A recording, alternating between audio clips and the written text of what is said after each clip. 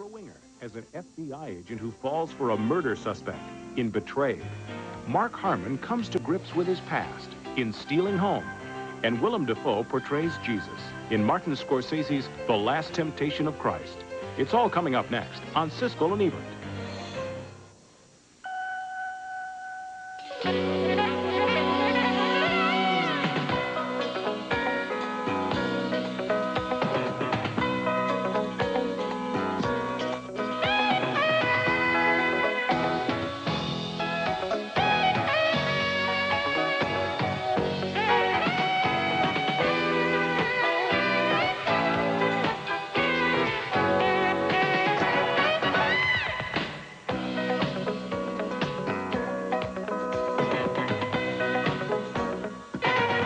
Rob a bank for? What did West die for? What did I shoot somebody for? Deborah Winger is an FBI agent who gets in over her head when she goes undercover on a case and falls for Tom Berenger in the new thriller named Betrayed. It's one of 5 new movies we'll be reviewing on this week's show, which will also include our opinions on The Last Temptation of Christ. I'm Roger Ebert of the Chicago Sun-Times. And I'm Gene Siskel of the Chicago Tribune. Our first movie is called Betrayed, and although it is overloaded with politics, we do follow the story based on another strong performance by Deborah Winger as an FBI agent sent into the Farm Belt to infiltrate a gang of white supremacists plotting to kill blacks and Jews and FBI agents and just about every officer of the federal government. Winger pretends to be a farm worker where she meets good-looking Tom Berenger, who turns out to be a ringleader of the group, as she discovers when he takes her out on a hunting party and she's stunned at what's being hunted. Shut up.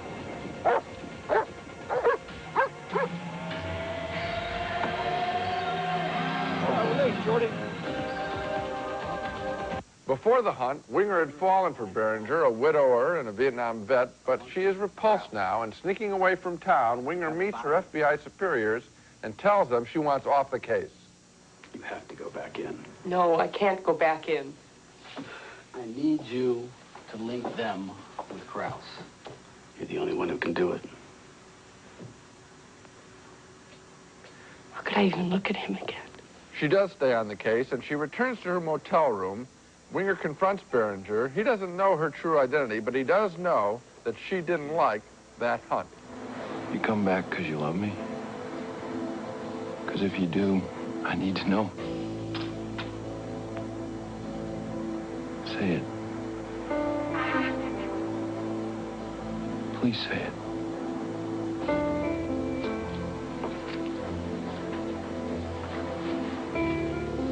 I love you.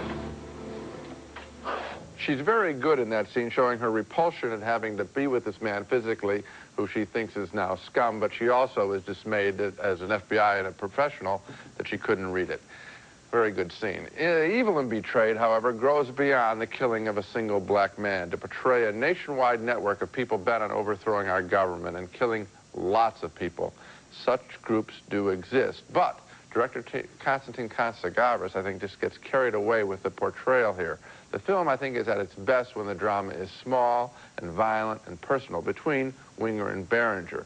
That is when Betrayed is compelling. When it gets into its full-blown conspiracy, I think the director loses control of the material. So a marginal thumbs up for me. Well, it gets a thumbs down for me, even though, of course, it is based on a real case, and that's the murder of Alan Berg, that initial talk show case, host yeah. in Denver, yes. Right. So we know that groups like this exist. And one of the most fascinating things for me in the movie was the complicated way in which it shows why Tom Berenger psychologically needs a group like this and why he can be a nice guy and attract her and fall in love with her and nevertheless be a murderer. But there were 2 things I didn't like about the movie. The first one was that hunt scene that you showed. That was a vile, racist scene. It was much too strong to belong in a movie like this, which is basically just a Hollywood entertainment. It made me very, very uncomfortable to watch. And I know, but it made me uncomfortable in the wrong way. That kind of thing should not be included as entertainment. It just doesn't qualify. I don't think it's entertainment, Ron. I think the film is. I think that scene was very effective than for you, because I'm sure it's supposed to disturb you. Who wouldn't it? What else is its intent but to disturb you? Well, I mean, if this were some kind of a really serious movie that was making an indictment of our system, then it could be in there. But it's not. It's a Hollywood star picture, let's face it. I don't think so. And the tip-off to that is the fact that the plot is so shamelessly manipulated, especially with that ludicrous FBI agent played by John Hurt, who was always turning up at the wrong place at the wrong time, saying the wrong thing, and doing his best to get her discovered so that she can be in danger, so that we can be excited. That manipulation, plus the scene of the black man being hunted, for me, it's a turn off, a thumbs down. Well, you can have legitimate questions about the John Hurt character, but the other scene you're reading completely wrong. That's the whole intent of the movie. Winger's performance you didn't even mention. I think she's I'll mention it. It's a great performance. Okay. I loved her performance, but to me, I mean, great performances can happen in movies that are unworthy of them, and this is a case of that. No, it isn't. Next movie, and our next movie is named Stealing Home, but this is a movie that probably couldn't even steal second. It's one of the sappiest, most pathetic movies of the year, and it doesn't even seem to know that most of its most sincere moments are simply recycled and corny cliches out of other movies. The film is about a has-been baseball player who was inspired as a young man by a slightly older girl who kind of symbolized freedom and spirit to him. Now, she's played by Jodie Foster, and here is a flashback where the young hero remembers what a great character she used to be. Bo diddly, have you heard? Oh, no! Hey! My word, baby, she wasn't murdered. Come on! You don't even say anything. What do we do? Wait! In another flashback, the kid, now a teenager, and his best friend have an argument about who's getting to first base with whose prom date. You had sex with my prom date. Albie, oh, God. Albie, I didn't. I'll talk to her tonight. Now it's many years later, and the two old friends meet again. I'm an upstanding member of this community. I've got kids, Bill. I cannot afford to go to jail. Appleby, just do it. Okay.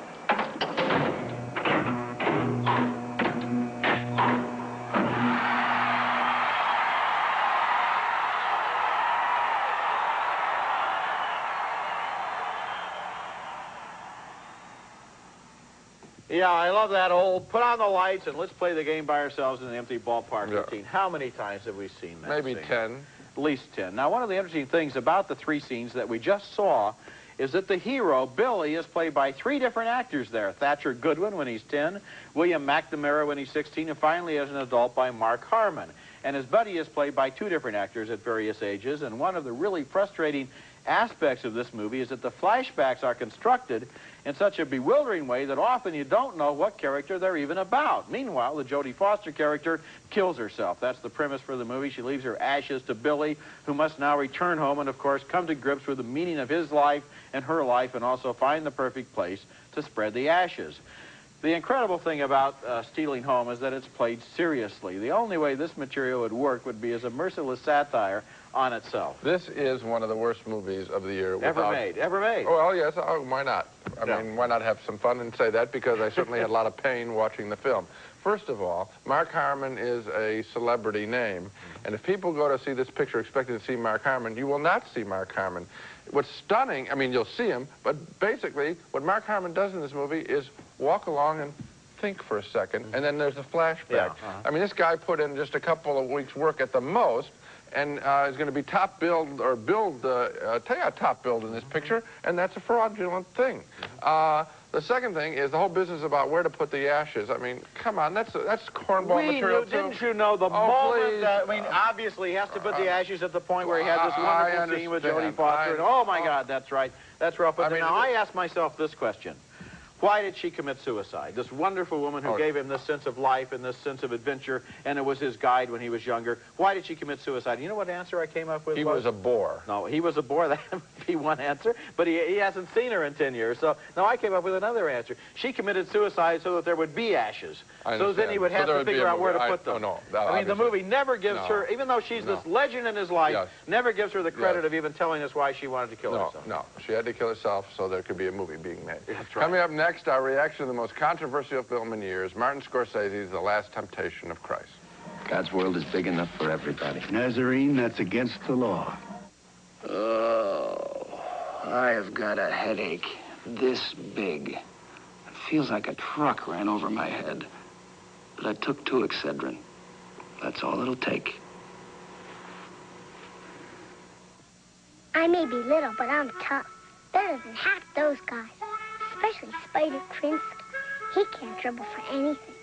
I think Coach keeps me on the bench because I'm small. That makes me so mad. I explained it to Mom. Now she gives me extra big breakfast so I can grow. Ore-ida hash browns, eggs, the works. I put it away, and I tell Mom that Ore-ida hash browns might really help my health shot. So she gives me more. Dad says I'm pretty smart for a jock. My headache's gone. 2 Excedrin and it's gone. When you want extra strength headache relief, take Excedrin, the headache medicine. That's all it takes. This is the totally redesigned Colt GT with a new 16-valve fuel-injected turbo power plant. What's it like to drive one?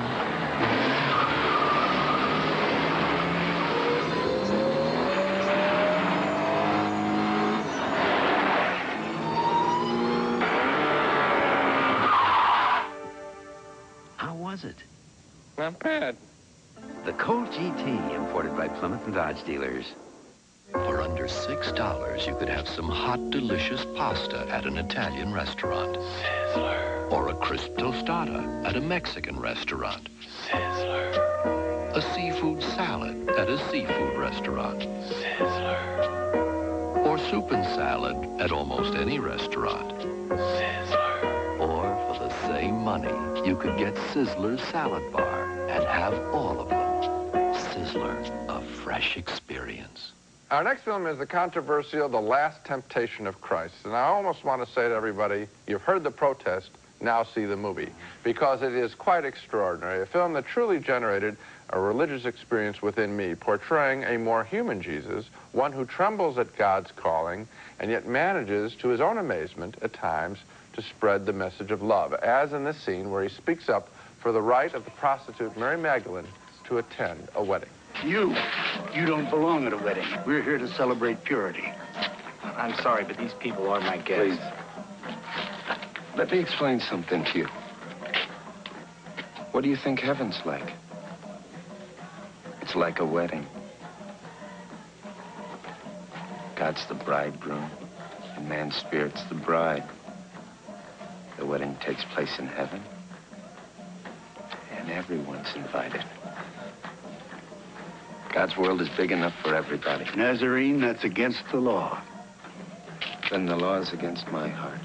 That's Willem Dafoe, the good sergeant from Platoon. Quite effective as Jesus, a difficult role to play, to say the least. Here he is, railing against the money changers, soiling the spirit of the temple.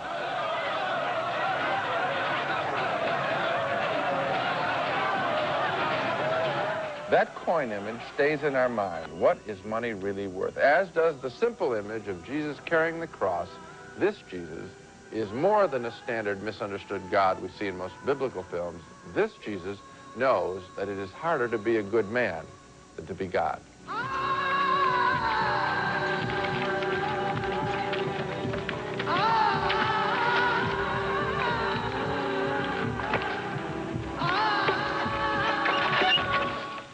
The Last Temptation of Christ was masterfully directed by Martin Scorsese from Paul Schrader's script of the equally controversial novel by Nikos Kazantzakis, who came up with the idea of accenting the human, doubting quality of Jesus. The effect, at least on me, was not to trash Jesus, but rather to make his message more accessible.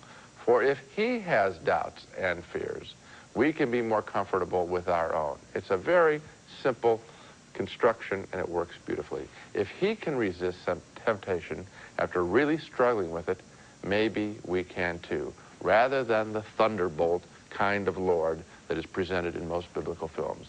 The Last Temptation of Christ thus becomes a magnificent story of challenge and of hope.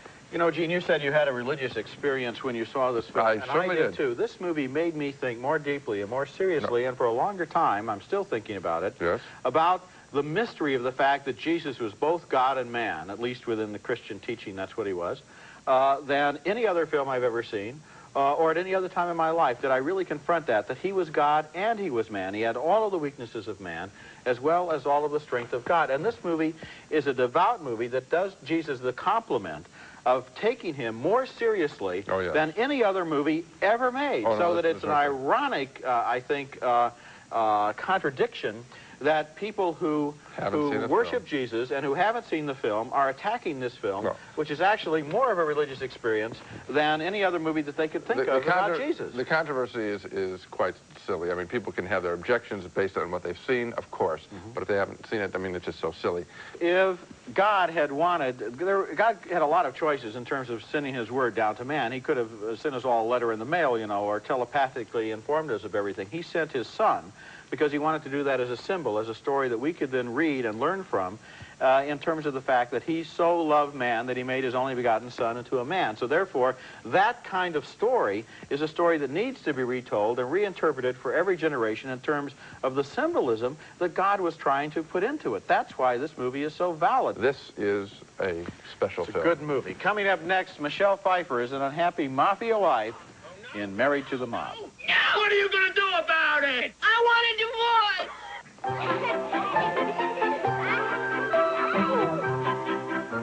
Northern bathroom tissue has a special kind of softness because it's quilted.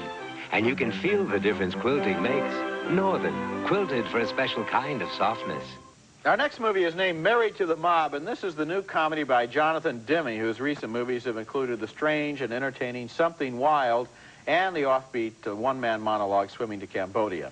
This time he tells the story of a mafia wife, played by Michelle Pfeiffer, whose husband is a hitman for the mob. Now, there are times when she gets tired of their mafia lifestyle. I want a normal life.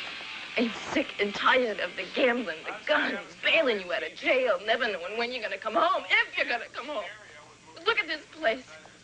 Everything we wear, everything we eat, everything we own fell off a truck. That's Alec Baldwin as Pfeiffer's husband, Frank, who is nicknamed the Cucumber for a variety of reasons. The movie also has some fun with the personal style of the mob boss, played by Dean Stockwell.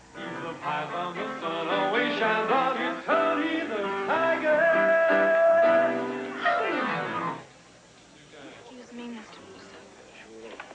A motel tryst later that night will lead to Frank the Cucumber's murder, and when the mob boss gets ideas that he might be just the man to comfort the new widow, his wife, played by Mercedes Ruehl, warns Pfeiffer to keep her hands off. You better call it off, because if I ever catch you two together,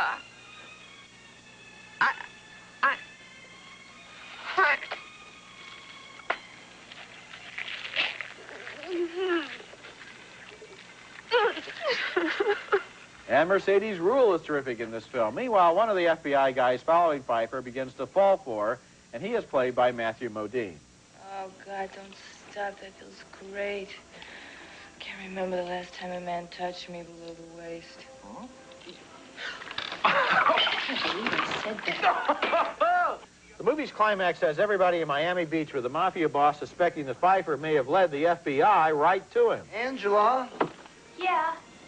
come over here and meet Mike Smith from Dubuque. Married to the Mob has a lot of big laughs in it, especially in that very good last scene. But for a movie, it's kind of disjointed, and it never really seems to develop the comic tension that it needs. It seems to be a series of isolated moments and small little gags over on the side, and little cutaways to funny little small things, while the main line of the story kind of gets neglected. There are two very good performances in the movie by Dean Stockwell as the mafia boss and by Mercedes Ruehl as his wife. But I was disappointed by Michelle Pfeiffer as the heroine because she didn't bring much comic energy to the role. She seemed more like a bystander, an acted-upon person, and I was baffled by the way Matthew Modine's role was written. His role was so goofy and so unfocused, you never knew what to think about him. The movie starts with a good idea, but I think it grows self-indulgent. I had a similar reaction to the picture. I enjoyed, I mean, when she says about everything in our life fell off the back of a truck, yeah. I am with this movie and I am laughing, and the premise is great. As it develops, there are characters that I liked, and I will recommend the film, but I'm recommending it with a warning that it falls steadily downhill. I think that when you blame Pfeiffer's performance, I think it's the way the character is written.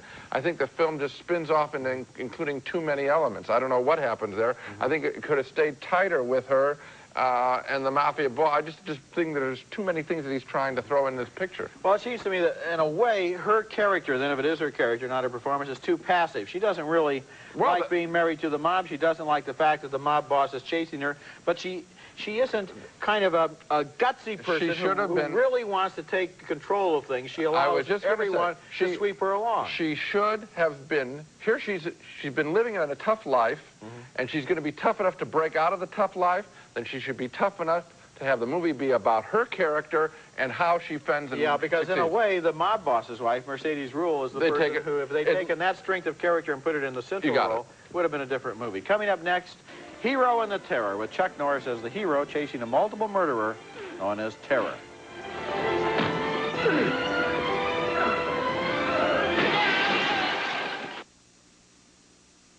Just the other day, someone asked me what I thought of the new Chuck Norris action picture called Hero and the Terror. I told this person it was quite awful and amazingly simple-minded. For example, I said, Chuck Norris plays a cop who put away a bad guy years ago, but he can't stand the nickname he was given for his efforts by the press. The nickname? Hero. Very clever. And the animal he put in jail? He has a nickname, too. Terror. Very clever. The action here is equally lead-footed as Norris, still using his karate instincts instead of a gun, confronts the bad guy once again after he breaks out of jail.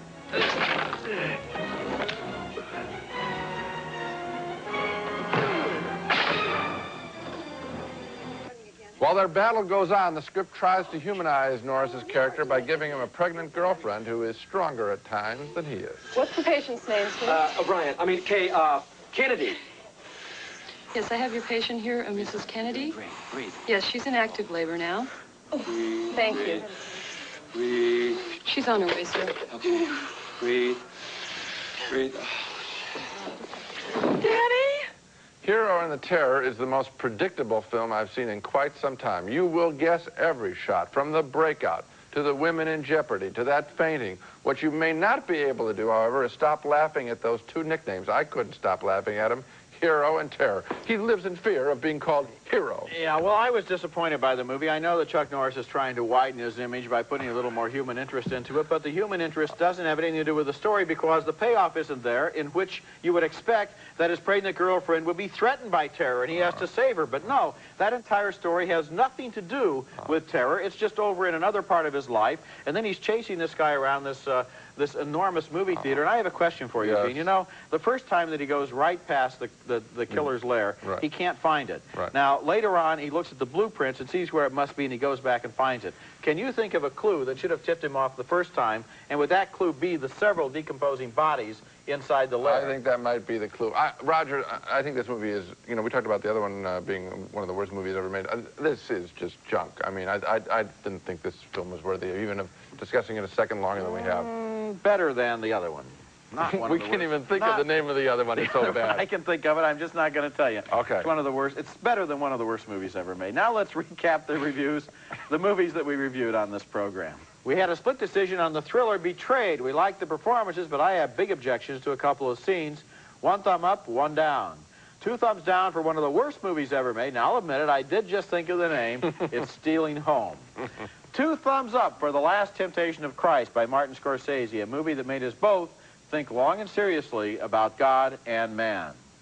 A split decision on Married to the Mob. We both liked the idea, but I felt the plot was all over the map.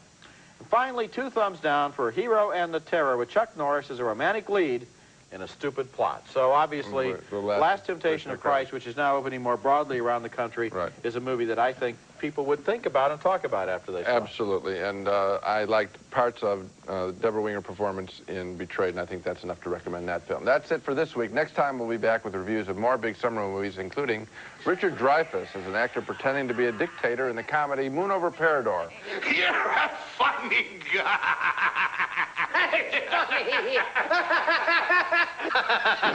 What a psychotic. Also, we'll look at Running on Empty with River Phoenix as the troubled son of a radical father on the run, played by Judd Hirsch. That's next week, and until then, the balcony is closed.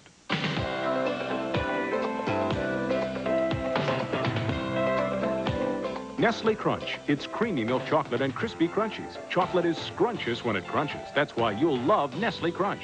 Perk up your foods with a great taste of Bertolli olive oil. Extra virgin, classico, and extra light. Bertolli, no cholesterol. Bon appetito. Edge shaving gel, the 6 lubricant defense against razor irritation. Tappan SureCook Space Saver Microwave is perfect for kitchens where space is at a premium. Tap and Touch solid state controls, automatic temperature probe, and wood grain decor, furnished by Tappan.